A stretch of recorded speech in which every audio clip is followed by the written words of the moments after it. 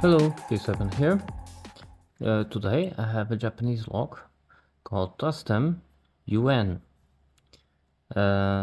This lock has a very interesting mechanism that uses a reverse sidebar and has some sliders that also work as wafers. So let's see if I can pick this thing.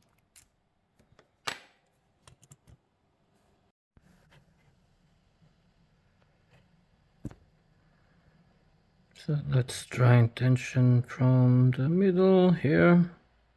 This small tensioner. Okay. And so the first thing is trying to go and poke around, see if I can set the reverse sidebar by jiggling it a little bit.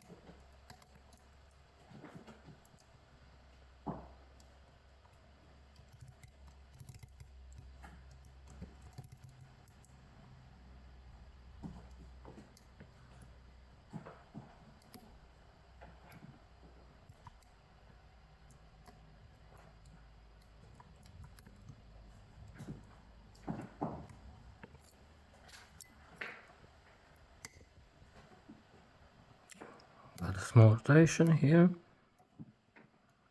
Let me see. Alright, so the hard part is get to the reverse sidebar to bind. So that's the difficult part. So now I got it. Now it will go around. If it doesn't, I just have to pick it again. But yeah, now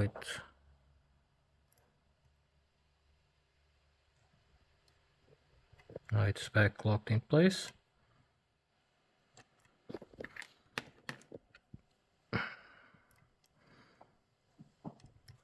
There you go. So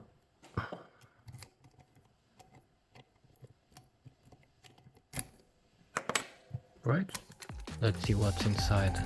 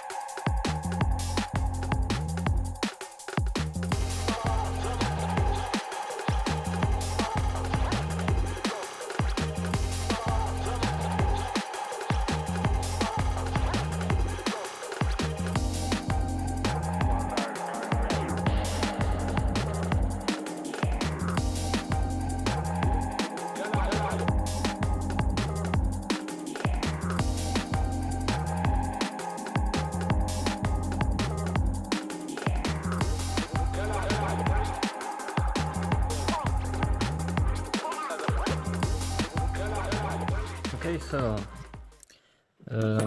you can see these are the names here sometimes are controversial. I would say they are sliders because they still have this gate here for the sidebar, but also they also behave as has wafers. Okay, and that's because if you notice, for example, this one here,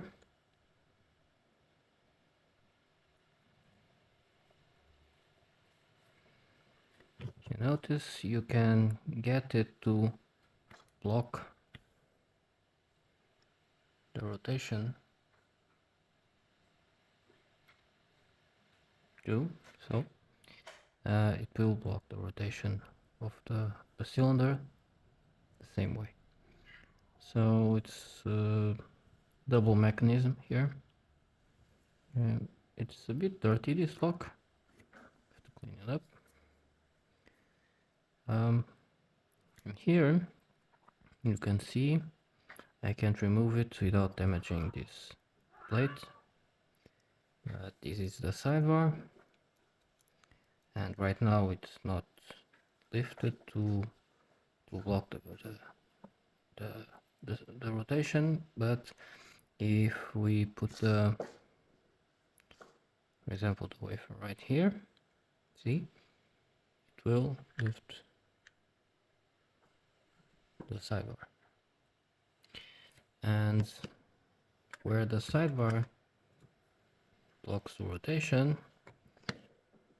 is on these grooves here,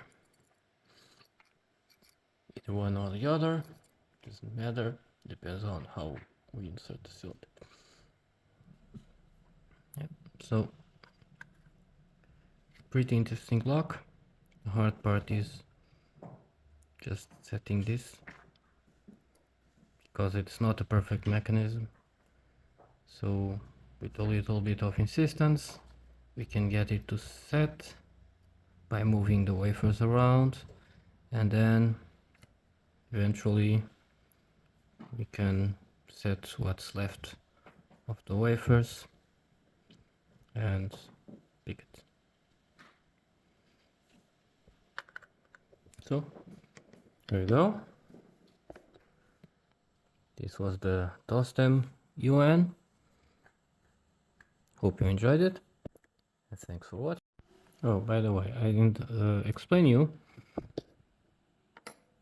to you how the reverse sidebar works. So what we have here is this sidebar that it will go down if and only if the wafer is in the correct place. If not, it will remain lifted to block the rotation on those rectangular shaped grooves. And for that, it has some springs here underneath this part that will push the sidebar down once there is space for it to go down. The springs for the rest of the elements has to be stronger. So if it's not correctly positioned, this wafer will push it up easily. As an example, let me see if this one will work like that. Sometimes the wafers will be already more or less in the correct gate, so let's say this one. Yeah, so you can see that once we put the wafer inside, it will push the sidebar out, and that will block the rotation. So when we put it in the correct position, correct gate, let's attempt to do that here.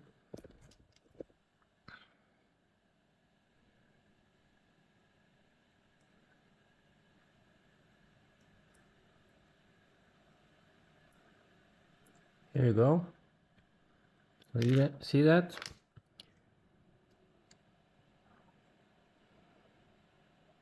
Let's try again.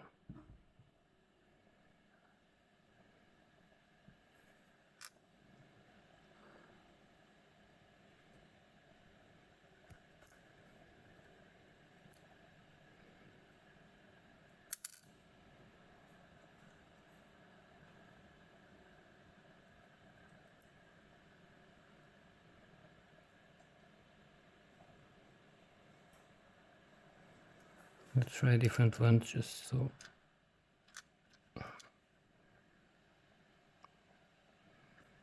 Doesn't have that metal plate there. We need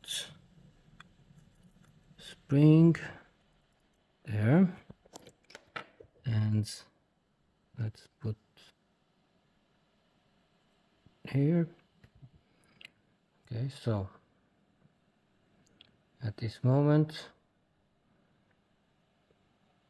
the sidebar is activated, and we're going to try to push it down a little bit, and here you go, it's set. If we push it too far, it will lift again. Right, that's it. That's the explanation. So hope you enjoyed it, and thanks for watching.